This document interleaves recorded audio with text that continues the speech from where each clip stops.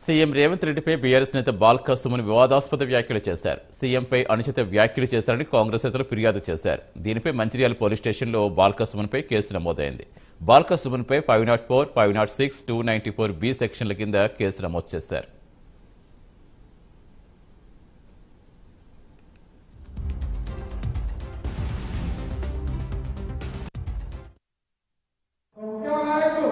ప్రాణాన్ని పరంగా పెట్టి తెలంగాణ తెచ్చిన నాయకుడు 10 సంవత్సరాలు తెచ్చిన తెలంగాణను బ్రహ్మాండంగా అభివృద్ధి చేసిన నాయకుడు కేసీఆర్ గారిని పట్టుకొని రంగాన్ని మాట్లాడుతున్నాడు. మీరు రంగాడు రేవంత్ రెడ్డి గారు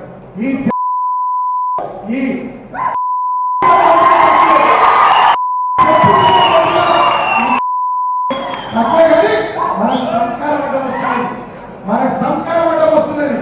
బిడ్డ పునర్గా రేవంత్ రెడ్డి నా కొడుక కమల్తో మా కేసీఆర్ నుంచి మా ప్రభుత్వం లేకపోవచ్చు లక్షల మంది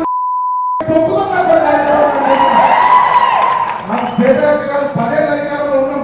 మేము అనుకుంటే నువ్వు ఉంటుంటారా, నీ కాంగ్రెస్ ఉంటున్నా, నీ లీడర్లు ఉంటున్నా, మీరు ఉంటున్నారా, మీరు కన్యక చేస్తే ప్రాణంతో కలిపి పారుతూ ఘోరంగా కలిపి పారుతూ ముట్టుకున్నా కొడుకు.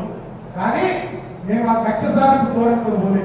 మేము అభివృద్ధి చేయాలి, ప్రజలకు పని చేయాలి, కష్టపడాలి, పోరాడి తెచ్చుకున్న తెలంగాణ ప్రజల ఆకాంక్షలను నిలబెట్టాలి, దళితుల జీవితాల్లో వెలుగు రావాలి, రైతుల మొక్క మీద చిరునవ్వు రావాలి, కృష్ణా గోదావరి కలగాలు తెలంగాణ బీడుభూమిలో మలయాలే ఆలోచనతో మేము పనిచేస్తున్నాం.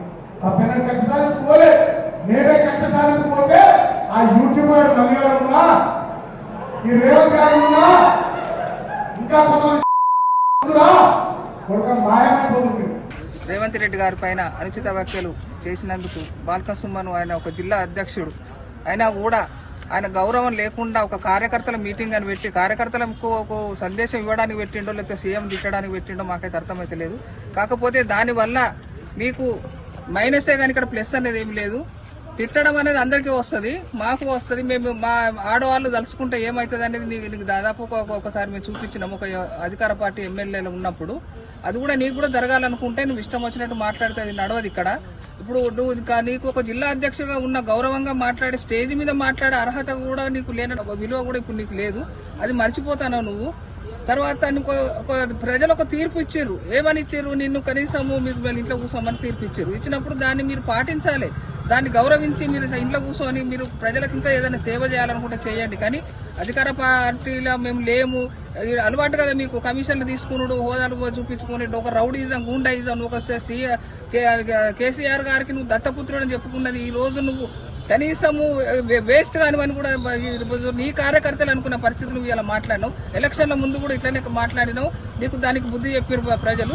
ఇప్పుడు ఇట్లా మాట్లాడినావు కాబట్టి మా సీఎంను మాట్లాడినందుకు మొగోళ్ళు అవసరం లేదు, మహిళలు సరిపోతారు. ఇప్పుడు ఎలక్షన్లలో నువ్వు ఏ వాడకు ఎక్కడ ఏ గల్లీలో తిరిగినా కూడా నీకు ఏ గతి పడుతుంది అనేది మేము చూపిస్తాం. చెప్పము నీతిగా చెప్పులు లేవట్టి చీపురు లేవట్టి కాదు, మేము చేసినాకనే నీకు తెలుస్తుంది అదేంటిది అనేది.